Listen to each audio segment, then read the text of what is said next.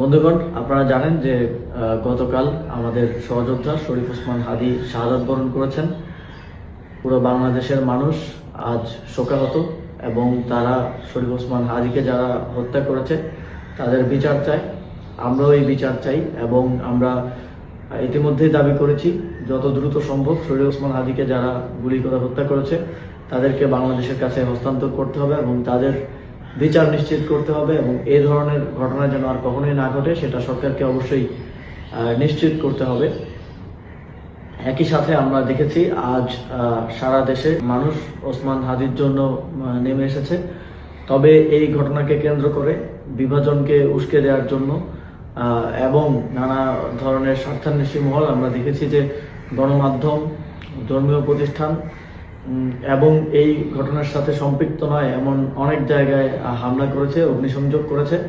আমরা স্পষ্টভাবেই এর বিরুদ্ধে আমাদের অবস্থান ব্যক্ত করেছি এবং আমরা শঙ্কা করছি যে এই ঘটনাকে এবং এই আন্দোলনকে বিতর্কিত করার জন্য, প্রশ্নবিদ্ধ করার জন্য, জুলাই গণঅভ্যুত্থানকে ব্যর্থ প্রমাণের জন্য আজও বিভিন্ন স্থানে হামলার এবং বিভিন্ন স্থানে ভ্যান্ডালিজম করার এক ধরনের পরিকল্পনা রয়েছে। আমি বাংলাদেশের জনগণকে আহ্বান জানাতে চাই, আমাদের দেশের সম্পদ রক্ষা করার দায়িত্ব আমাদের এবং কোনো ধরনের সেন্সিটিভ প্রতিষ্ঠান, ধর্মীয় প্রতিষ্ঠান এবং সংবাদ মাধ্যম, ব্যবসায়িক প্রতিষ্ঠানের যেন কোনো ধরনের ক্ষতি না হয় সেটা নিশ্চিত করা আমাদের দায়িত্ব।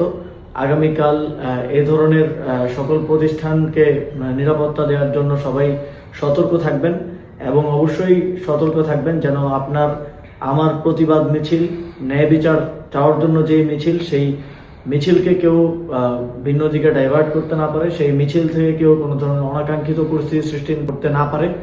আমরা ওসমান হাদীকে একজন বীর হিসেবে স্মরণে রাখতে চাই। তিনি যেই সাংস্কৃতিক, সামাজিক এবং রাজনৈতিক লড়াই শুরু করেছিলেন ইনকিলাব কালচারাল সেন্টার, ইনকিলাব মঞ্চের মাধ্যমে, তিনি যে প্রতিষ্ঠান গড়ার কথা বারবার বলতেন, তিনি যে যোগ্য মানুষ গড়ে তোলার কথা বারবার বলতেন, সেই উদ্দেশ্য এবং সেই লক্ষ্যকে সামনে রেখে আমরা এগিয়ে যেতে চাই। আমরা তাকে সামনে রেখে যেন কেউ বাংলাদেশে সন্ত্রাস এবং ভাঙচুরের রাজনীতি করতে না পারে, তাকে সামনে রেখে যেন কেউ নিজেদের ব্যক্তি অথবা গোষ্ঠীর স্বার্থ হাসিল করতে না পারে, সে বিষয়ে সবাইকে সতর্ক থাকার আহ্বান জানাচ্ছি। ধন্যবাদ সবাইকে।